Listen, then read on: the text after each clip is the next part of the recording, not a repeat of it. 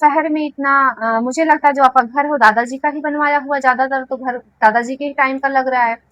तो शहर में इतना सब कुछ उन्होंने पहले से बना रखा था। दादाजी नौकरी में थे, फिर अंकल जी नौकरी में आए, तो मुझे नहीं लगता कि कहीं से भी उनकी क्षमता इतनी कम थी कि उनके बेटे के ऊपर इतना कर्जा था और वो आपको भरना पड़ा। हाँ, उन्होंने खुद का अपना बिजनेस शुरू किया। जब नहीं बिजनेस चल पाता तो इंसान का थोड़ा सा लॉस होता है, कर्जे में डूब जाता, लेकिन कोई इतना भी नहीं डूब जाता है कि वो भर ना सके। तो क्या आपने भरा?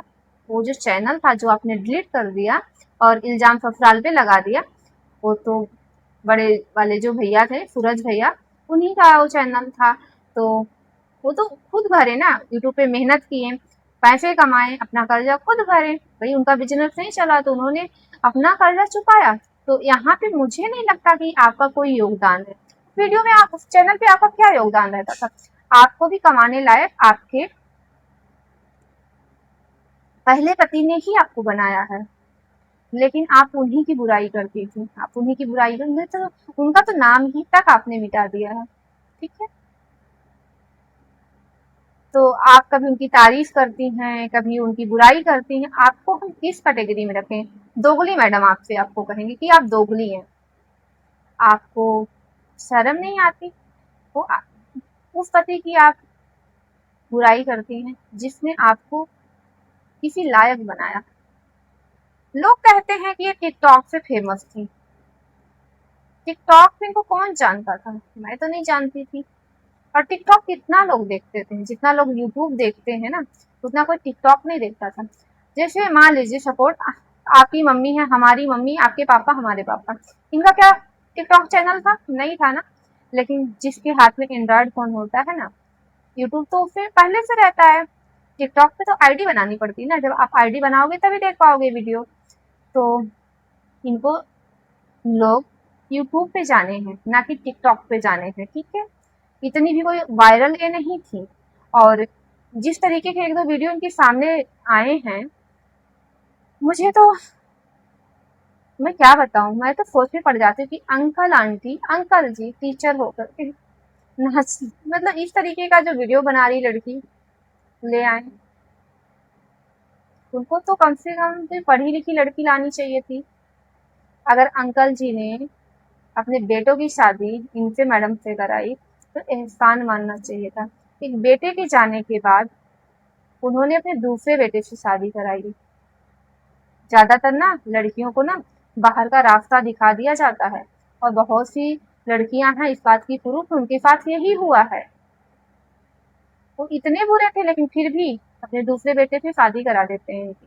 और ये मैडम एहसान मानने की बजाय ये कहती हैं ससुराल वाले ही इनका पूरा पैसा ही ले लेते थे। लेकिन जैसे आती हैं ससुराल से मायके में शिफ्ट होने, इनके पास गाड़ी भी हो जाता है, बंगला भी हो जाता है, सब कुछ हो जाता है। तो सोचिए कि खाली हाथ आई थी लेकिन सब कुछ हो गया। और इतने दिनों से हैं ये, फिर क्या कर रही हैं? मायके की सेवा कर रही हैं पैसों से। बच्चियों का क्या होगा? मुझे तो बड़ी चिंता होती है। और कुछ लोग जो आंटी के ही उम्र के लोग हैं, उनको अपनी उम्र का भी लिहाज नहीं है। वो एक बुजुर्ग लेडी की, एक बुजुर्ग महिला की, जिनके दो बेटे इस दुनिया से उनकी नजरों के सामने से चले गए। आज उनके घर में उनकी कोई अपनी संतान नहीं है। तो पोतियां थी उनके बच्चों की बेटियां, वो भी उनके नजरों के सामने नहीं है। उनके पास जीवन को जीने के लिए ना कुछ नहीं बचा, कोई आधार नहीं बचा है। लेकिन फिर भी उनको ट्रोल किया जा रहा है, उनको अपशब्द बोला जा रहा है, भरा मतलब जो पा रहे हैं लोग वो बोल रहे हैं। जैसे हमारे नज़र में ना, मैं जैसे छोटे बच्चे को मानती हूँ, ऐसे मेरे नज़र में बुजुर्ग लोग भी होते हैं। यार नहीं बोलना चाहिए, नहीं बोलना चाहिए। लेकिन एक आंटी हैं, काफ़ी उम्र दराज हैं, वो भी खुद को टीचर ही बताती हैं शायद। मुझे उनसे उम्मीद नहीं होती है कि ठीक है आप ओपली मैडम के ऊपर जो भी उनके पक्ष में उनके लिए आप वीडियो बनाइए, लेकिन कम से कम आंटी जी एक माँ है, वो उनको तो बख्श दो आप। उनको भी आप नहीं छोड़ रही हैं। मैम आपसे ये उम्मीद नहीं होती है मुझे, क्योंकि आप एक टीचर है, मैं टीचर का बड़ा सम्मान करती हूँ।